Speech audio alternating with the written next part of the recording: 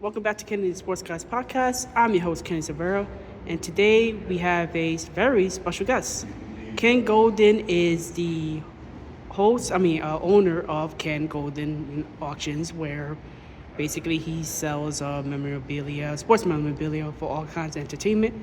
So, Mr. Goldin, will you mind explaining what you really do and what exactly is Goldin Auctions?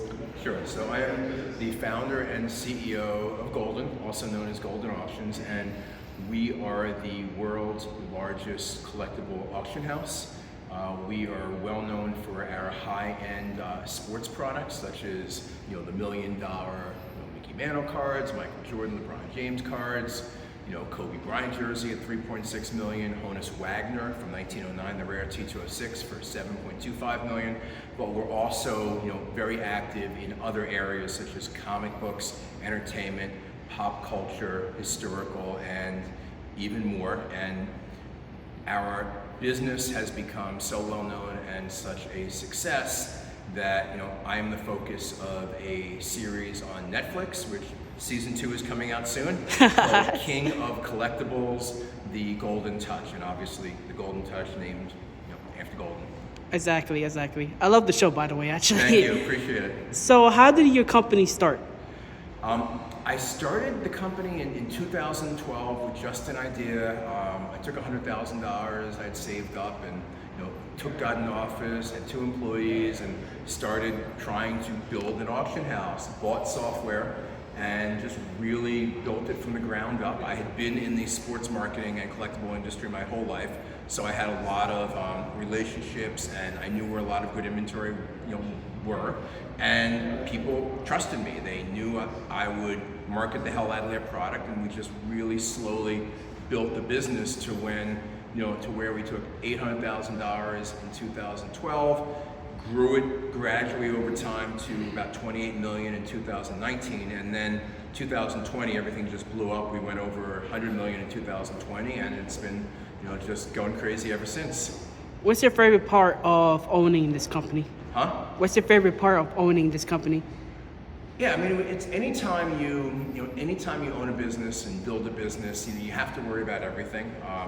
I started out recently. I started out originally, just saying I'm just going to do this all myself, and then, as the years went by, I took a couple of investors, and actually, as the company grew, we recently announced, eBay announced a couple weeks ago that they were purchasing Goldin Auctions. Oh, nice. Yep. So what is one item that you are willing not to sell in your auction? One item that I personally am not going to sell. Well, one item I'm not going to sell, I'm wearing. This is a 1956 New York Yankees World Series watch. And it was given to the president of the Yankees because he had won so many World Series rings. He said, you know something? I'd rather get the Rolex. So it still works. I wear it on special occasions, but it is literally the only collectible that I own that I can actually wear. I'm not going to go out and wear the Mickey Mantle jersey that I own out in public, for example, right? So, but this I can wear, so I would not sell it. So tell me more about your show. I know season 2 is coming, and my question to you is, what is your favorite part of doing the show?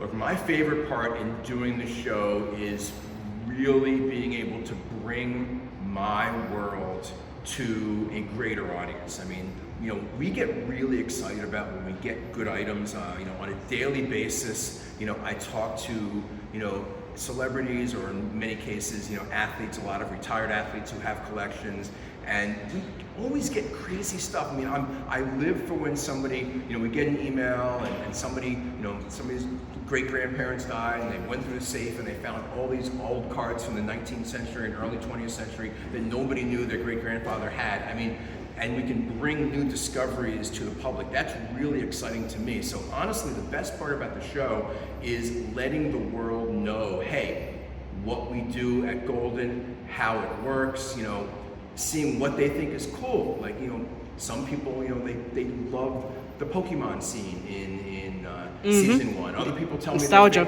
Other people tell me their favorite scene was when I was negotiating with Jim Taubenfeld, and he had that incredible basketball collection of all the games. My personal individual scene to do is when Mike Tyson came to visit me, and he consigned a few items to our auction, and we had a little debate over the price. But the great thing about the show is it is our business, and what I try to tell people is everything you see on the show, every item, every transaction, every sale is an actual transaction at Goldin, is an actual sale at Goldin. So for me, when they put the cameras on, I just act like I am right now, which is how I am every day.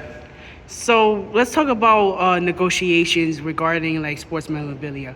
How will you handle like tough negotiations? Let's say, for example, that you have a Jackie Robinson jersey on sale for $7 or $8 million, but the client wants a $10 million reserve on it. How will you deal with it?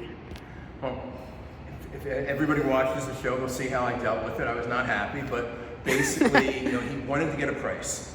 I had to lay out a case and say, hey, I understand you want $10 million, but right now we've got a bid that would get you $7.2 million for the jersey. And then I had to basically explain, this is what the highest priced jersey of anybody has ever sold for. This is what the highest priced Jackie Robinson item has ever sold for.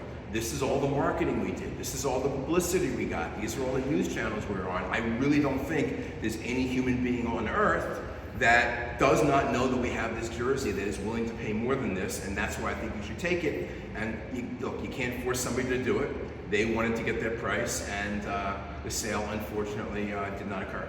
Hey, you win some, you lose some, right? Because Exactly. that's how it is on the field, and that's how it is in the board room.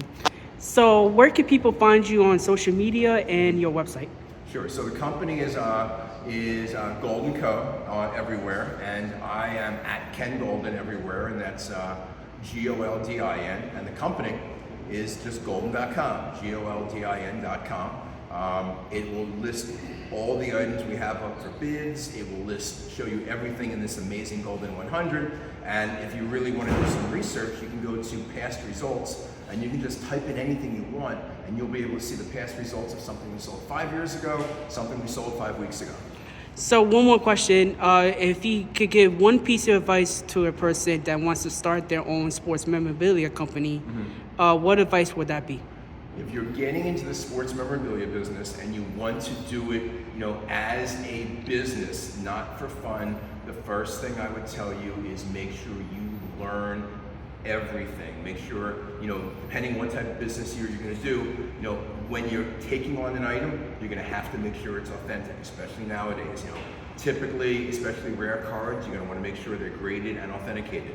Autographs, you're going to want to make sure they're authenticated by a third party. Game used, you're going to make sure they're authenticated and, if possible, photo match. And do comparison pricing before you go out and if you're going to buy something to flip it, make sure you know that what you're getting, comparatively is a good price. You don't want to be paying $10,000 for something that last week something very similar sold $5,000 for. So really, the great thing about our business is there's a ton of information. People can go to Goldin.com and they can get all the history of items that they possibly need, and there's many other websites as well. Use that information and do what you like. Thank you so much, Mr. Goldin, for the interview. Thank you. And I wish you nothing but success in Goldin auctions. Appreciate it. This is Kenny, the Sports Guys Podcast. You can check out this episode on YouTube, kenthesportsguy.com. You can find me on Twitter, Instagram, and TikTok. And thank you so much. Thank you.